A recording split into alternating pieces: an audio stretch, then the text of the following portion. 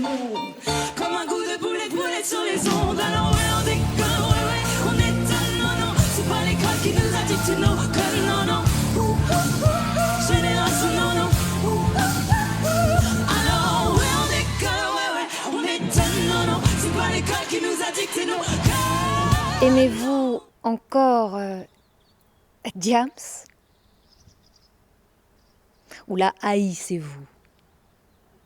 Est-ce que son islamisme indispose ou repose l'âme?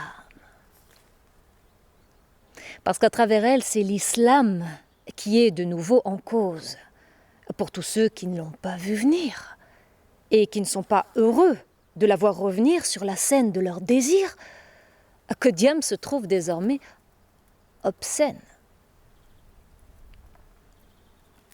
Pour éclairer la lanterne de tous les non-musulmans qui approuvent son passé et désapprouvent sa façon de le composer, sans boulette et sans boulet, je voudrais attirer leur attention sur la nécessité de faire une distinction.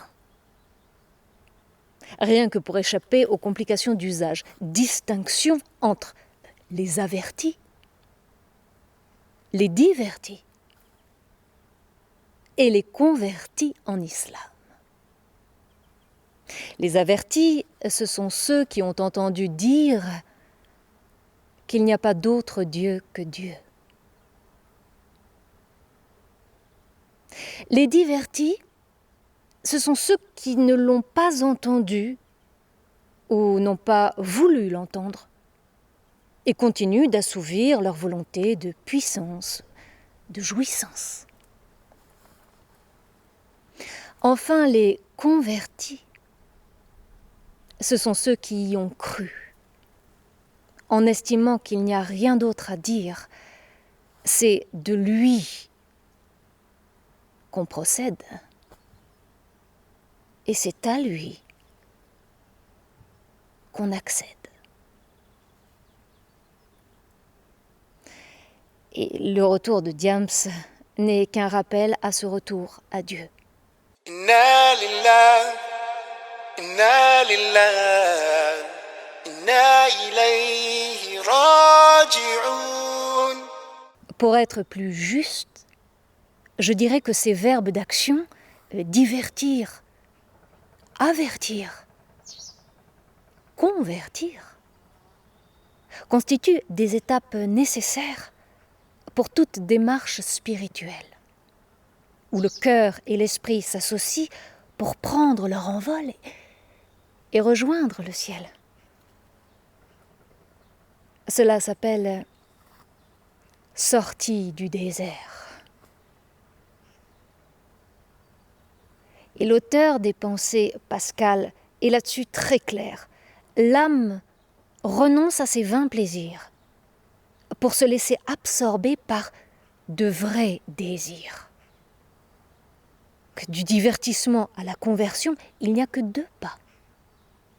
Celui de la grâce et celui de la foi. Et Diams n'est que le récit d'une folie qui a fini par retrouver son esprit au cœur de l'infini. Mais il y a une catégorie de gens qui ne l'ont pas entendu de cette oreille et estiment que Diams s'est damné et condamné à vie. Pour eux, elle est morte, elle est finie. L'islam lui aurait dévoré l'âme, toute l'âme. Eh bien, ces gens-là peuvent être assimilés à des subversifs. Des gens qui pratiquent la subversion pour asseoir et faire valoir leur propre version. Substituer leur délire à votre désir. Ou substituer leur désir à votre délire. C'est à chacun de choisir son diamant. Et c'est écrit dans le Coran dans la sourate Luqman, le prénom que Diams a donné à son fils après avoir abandonné la chanson.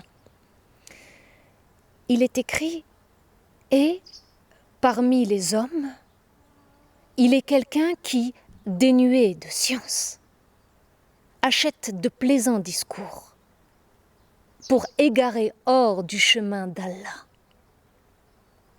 et pour le prendre en raillerie. » Inna lillahi, inna lillahi, inna ilayhi